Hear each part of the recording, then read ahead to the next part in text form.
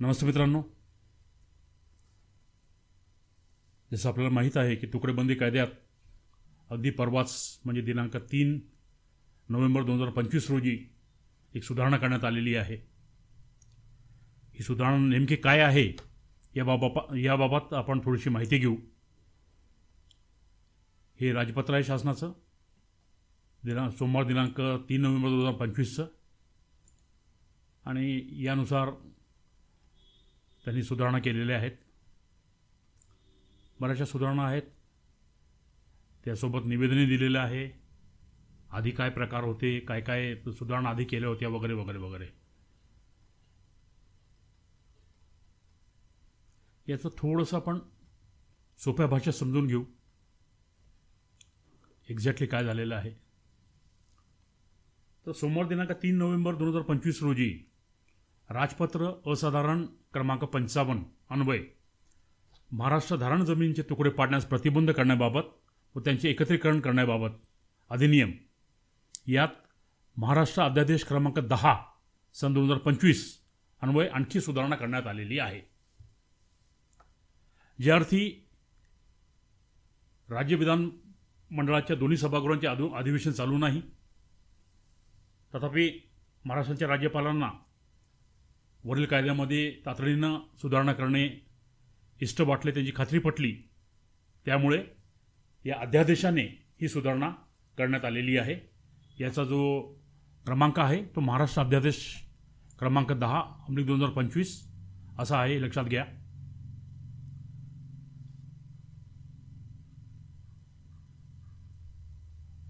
याची पार्श्वभूमी त्यांनी अशी दिलेली आहे की शासनाने उक्त अधिनियमान्वये प्रमाणभूत क्षेत्र ठरवून दिलेलं आहे आणि या क्षेत्रापेक्षा कमी क्षेत्राच्या तुकड्यावर हस्तांतरण, विभाजन, भाडेपट्टा यावर निर्बंध घालण्यात आलेले आहे। काळाच्या ओघात शहरे आणि विकसित नगरपालिका क्षेत्रांना लागून असलेल्या शेतजमिनी किंवा निवासी वाणिज्यिक आणि औद्योगिक क्षेत्रात असलेल्या जमिनी, त्यांचा आकृषिक वापर, या सगळ्या गोष्टी लक्षात घेऊन ज्या काही सुधारणा याच्या आधी केलेल्या आहेत त्या आपण पहिले थोडक्यात बघू।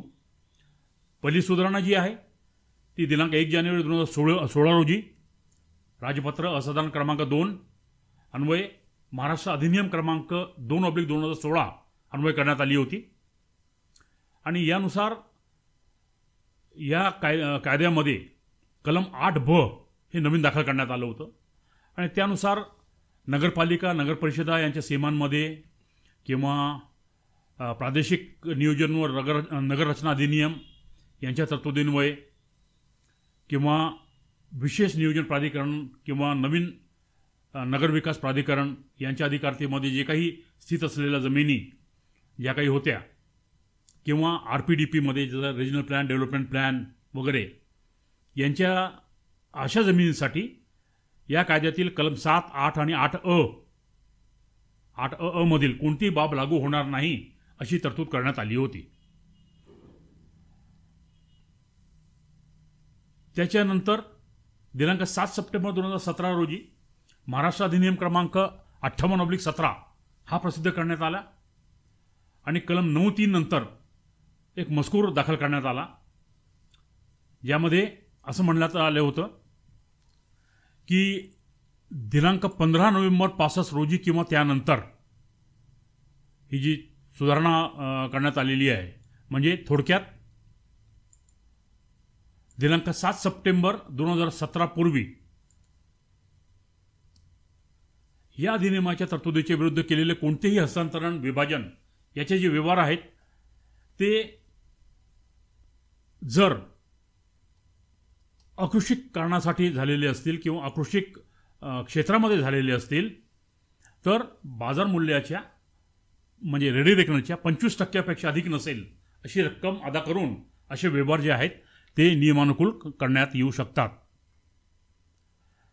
ही तरतूद केल्यानंतरही बहुसंख्य बोगडादार यांनी या नियमाधिकरणाकडे फार जास्त लक्ष दिलं नाही, त्यामुळे दिनांक 1 जानेवारी 2025 रोजी वरील जी सुधारणा करण्यात आली होती 25%, त्याऐवजी 5% रक्कम भरून असे जे व्यवहार आहेत ते रेग्युलराइज करण्याची तरतूद करण्यात आली.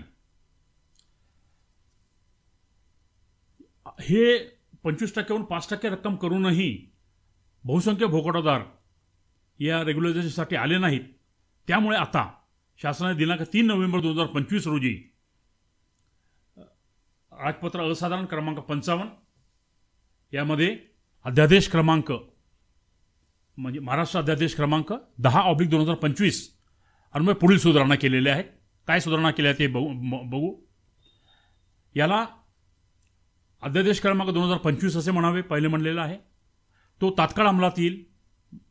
ज्या तारखेला तो पारित झालेला आहे 3/11/2025 त्याच तारखेला तो अंमलात आलेला आहे.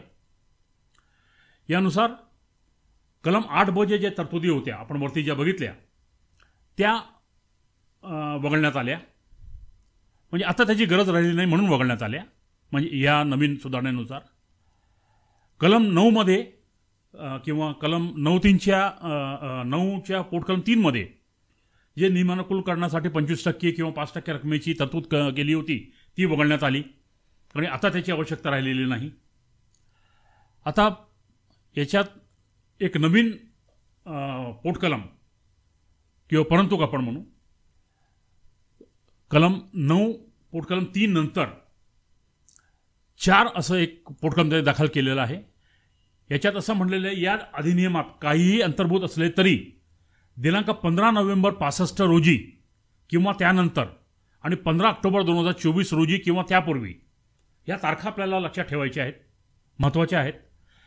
थोडक्यात दिनांक 15 नोव्हेंबर 1965 पासून दिनांक 15 ऑक्टोबर 2024 पर्यंत असा याचा अर्थ घेऊ.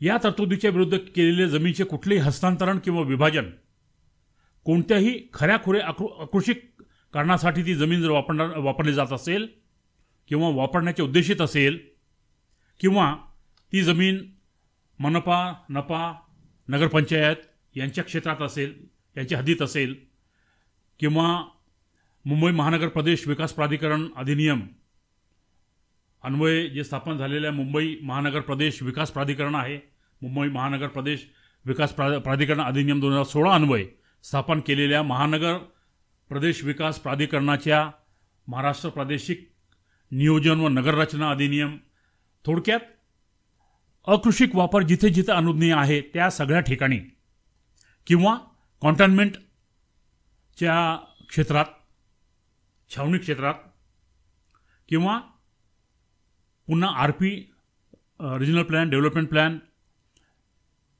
यामध्ये कुठले जे क्षेत्र निवासी वाणिज्यिक औद्योगिक किंवा इतर कोणत्याही अकृषिक वापरासाठी नेमून दिलेले असेल किंवा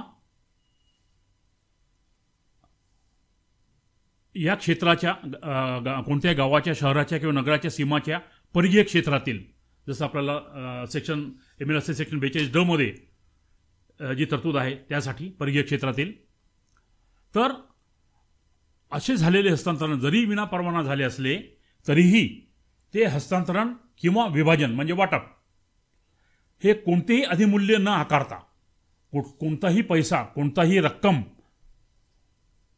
नजराना काहीही कोणाकडूनही न घेता असे जे हस्तांतरण झाले असेल किंवा विभाजन झाले असेल ते नियमानुकूल करण्यात येईल किंवा झाले आहे असे मानण्यात येईल. याच्यासाठी कुठलाही पैसा कुठलीही रक्कम कुठेही भरण्याची आवश्यकता नाही. आपल्याला आपल्या रेकॉर्डमधून फक्त असे कुठले कुठले विभाजन झालेले आहे ते बघावं लागेल किंवा लोकांच्या आलेल्या अर्जावरून फक्त तारखा याच्यात लक्षात ठेवा. तारखा ज्या आहेत त्या 15 नोव्हेंबर 1965 ते 15 ऑक्टोबर 2024